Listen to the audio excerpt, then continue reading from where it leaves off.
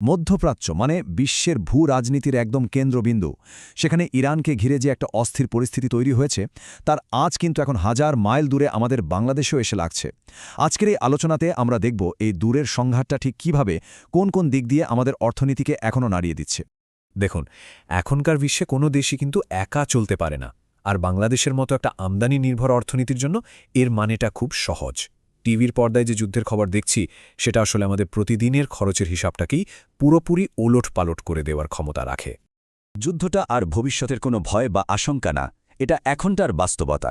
আর এর অর্থনৈতিক প্রভাবও কিন্তু এরই মধ্যে শুরু হয়ে গেছে। চলুন একটু কাছ থেকে দেখি কিভাবে একটা দূরের সংঘাত আমাদের দেশের বাজারকে অস্থির করে তুলেছে। যে কোনো অর্থনৈতিক সংকটের শুরুটা হয় কোত্থেকে জানেন? জ্বালানি দিয়ে। আর ইরান সংঘাতের ক্ষেত্রেও ঠিক এটাই ঘটছে। এটাই হলো সেই প্রথম ডমিনো, যেটা একবার পড়ে গেলে এর ধাক্কা একে একে বাকি সব কিছুর ওপর গিয়ে পড়ে। আচ্ছা চলুন, তাহলে এই বিষয়টা একটু ভেঙে চুরে দেখা যাক। যুদ্ধের প্রথম এবং সবচেয়ে সরাসরি যে প্রভাবটা পড়ছে, সেটা হলো আমাদের জ্বালানি খাতে। কিন্তু প্রশ্ন হলো, কেন একটা নির্দিষ্ট সামুদ্রিক পথ হঠাৎ করে আমাদের জন্য এত গুরুত্বপূর্ণ হয়ে উঠল? এর কারণ একটাই, ইরানের পাশেই থাকা হরমুজ প্রণালী। এটা বিশ্বের জ্বালানি বাণিজ্যের জন্য বলতে গেলে একটা লাইফলাইন। এই ছোট্ট সরু একটা জলপথ দিয়েই কিন্তু সারা বিশ্বের বিশাল পরিমাণ তেল আর গ্যাস এক জায়গা থেকে আরেক জায়গায় যায়। শুধু এই সংখ্যাগুলোর দিকে একবার তাকান।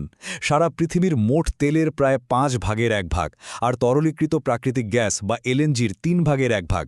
ভাবা যায় সব কিছু যায় শুধু এই একটা পথ দিয়ে। নির্ভরশীলতাটা একবার কল্পনা করুন তো। এর মানেটা কি দাঁড়ালো? ওই পথে যদি সামান্যতম কোনো ঝামেলা হয়, সাথে সাথে বিশ্ববাজারে তেলের দাম লাফ দিয়ে বাড়বে।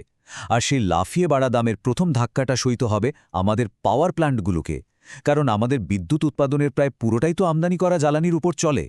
আর এই স্লাইডটা আমাদের আসল দুর্বলতার জায়গাটা দেখিয়ে দিচ্ছে।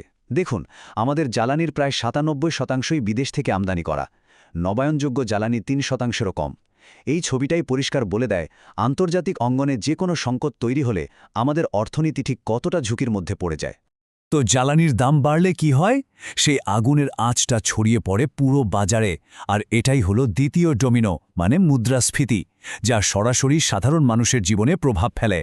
অর্থনীতির ভাষায় একে বলে কস্ট পুশ ইনফ্লেশন। বিষয়টা খুব সহজ করে বললে, জ্বালানির দাম বাড়ার সাথে সাথে পণ্য পরিবহনের ট্রাকের ভাড়া বাড়ে, কারখানার উৎপাদন খরচ বাড়ে, এমনকি জমিতে সেচ দেওয়ার খরচও বেড়ে যায়। আর এই সব বাড়তি খরচের বোঝা শেষ পর্যন্ত গিয়ে চাপে চাল, ডাল, আলুর মতো আমাদের প্রতিদিনের প্রয়োজনীয় জিনিসগুলোর দামের ওপর। আর আমাদের দেশের বাজারে এর সাথে যোগ হয় আর একটা ভয়াবহ জিনিস, সিন্ডিকেট। আন্তর্জাতিক বাজারে দাম যদি 10% বাড়ে, দেখা যায় আমাদের এখানে অসাধু ব্যবসায়ীরা সেই সুযোগে স্থানীয় বাজারে দাম বাড়িয়ে দেয় প্রায় 30% পর্যন্ত।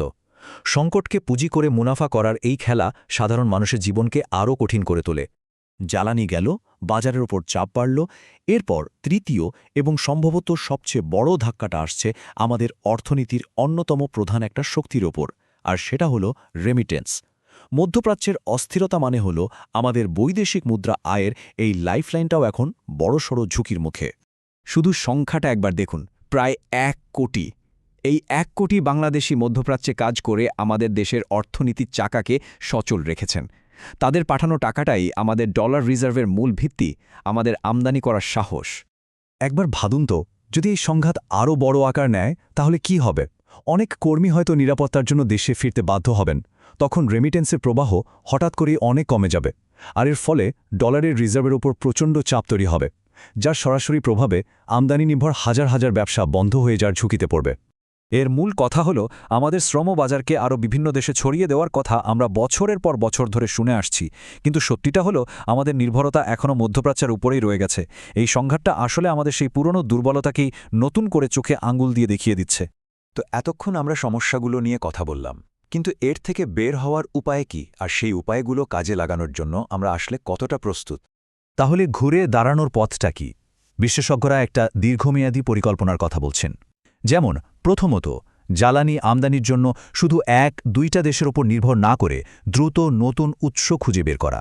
দ্বিতীয়ত, খাদ্য নিরাপত্তার জন্য কৃষিতে পুরোপুরি স্বনির্ভর হওয়া। তৃতীয়ত, দেশের ভেতরের শিল্পগুলোকে সব ধরনের সুরক্ষা দেওয়া।